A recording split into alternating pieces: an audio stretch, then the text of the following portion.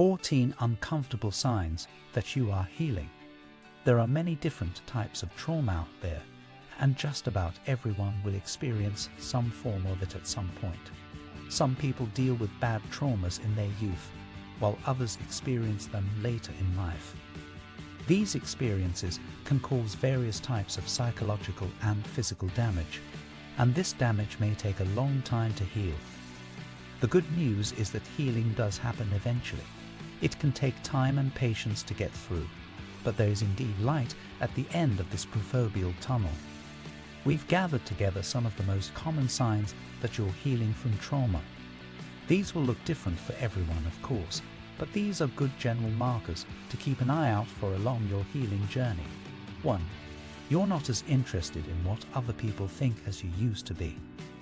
When the heartache was fresh, you relied heavily on family and friends to guide you, give you advice, get you out of the house and back on your feet again. You were constantly listening to their ideas, constantly trying to heed their warnings, constantly trying to do whatever they thought was right because you were desperate. 2. You're encouraged by other people's relationships rather than feeling lonely in their presence. Where you used to feel broken every time you looked at someone in a healthy relationship or walked past a couple canoodling on the street, you're now calm and collected. Happy people don't bother you anymore. In fact, you're encouraged by these connections. Every engagement post on social media, every kiss, every man and woman hand in hand brings you hope, not heartache. 3. You're comfortable going to places or doing things alone. You finally started going to that little diner on the end of your block and sipping coffee in the corner booth at the coffee shop. Where you and your ex used to go on dates, you're content being by yourself, no longer looking for someone to fill your life or for your ex to stumble back in. In fact, you're pretty damn content being your own company. 4. You've said no to plans or engagements because you want to, not because you're sad.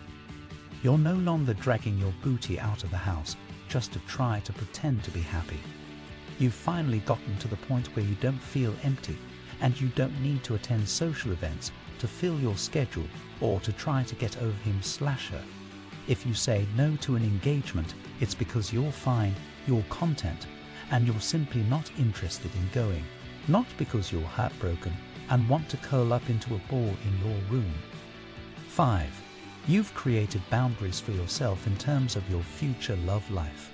You've started to think about what's really important to you, what you value, and what you look for in a future partner. Instead of obsessing over the what and who you've lost, you've actually started thinking about potential boyfriend/girlfriend material.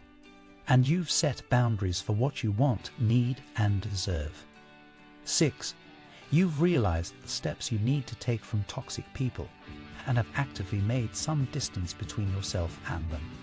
Whether it's blocking your ex's new person, removing some crazy friends from your life, or taking time to be with positive, platonic people instead of ones who only remind you of what you've lost, you've taken healthy steps away from things and people that don't grow you, build you, or help you move on from what's no longer meant to be in your life. 7. You're able to stumble across pictures of your ex and feel peace rather than pain. Thinking about your ex with another person doesn't drive you absolutely crazy anymore.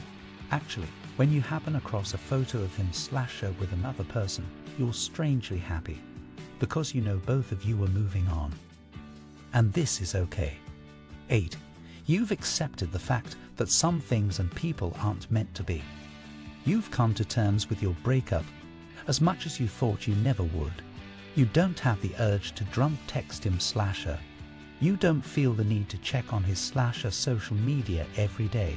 You actually have realized that perhaps the two of you weren't right for one another, and you can appreciate the relationship for what it was. 9. You've made room in your life for things that challenge you. You are now focusing on yourself, not a relationship or a broken heart. You now have time and energy to do things that you didn't have the time for before or never felt compelled to do. For the first time in a long while, you've filled your schedule with everything but your ex, hobbies, passions, plans, and things that challenge you. Instead of dreading your days, you now see each one as an opportunity. 10. You have expectations for yourself, for your future lover, for life that you never had before. You've reset the way you look at the world.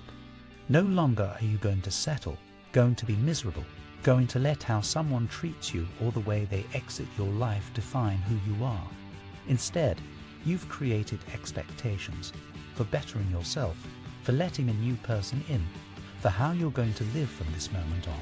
And you feel more motivated and purposeful than you ever before. 11. You're actually okay with the idea of flirting with someone else. The idea of being around another person, of opening up, of going on a date doesn't freak you out anymore. You're no longer clinging to your past lover, hoping he/she pop back into your life, or holding out for some sort of sign from him/her. Instead, you're going about your life without actively trying to pursue anyone or anything. But if the opportunity comes, you wouldn't hate it either. 12. You nurture your mind and body. People who have witnessed their wounds know that their consciousness is also imprinted in their cells. Our tissues and body systems are feeling our fears, doubts, and grief. Traumatic experiences can take a toll on the nervous system when they create a fight or flight response. It's essential for anyone who's been through trauma to reflect honestly on the ways in which their mind, body, and spirit have coped or failed to cope. Ask yourself, how can I nurture myself going forward? 13. You have experienced healing's ebbs and flows. You experienced days, weeks, or months of wins, and then noticed yourself taking a few steps back. Anyone that has been on a healing journey of any kind knows that healing isn't a linear process. Every day and every bit of effort doesn't yield us a set amount of progress. We often lose momentum and listen to the voice of our ego. A sure sign of healing is being okay when you've wandered off path or plateaued. You know that this is a part of the cycle. Healing can bring us to the depths of our shadow before we can see the light. 14. You forgive and see yourself as whole. You know that your traumas and pain are only a part of your journey on earth. Your soul is whole and eternal. You aren't broken. You are simply here to learn and grow. You haven't sinned. You did not receive this for energy that you previously put out into the universe. You release the need to punish yourself. What do you think of our video? Let me know in the comment section below. Before you go, please hit the like button and subscribe to my channel. Thanks for watching.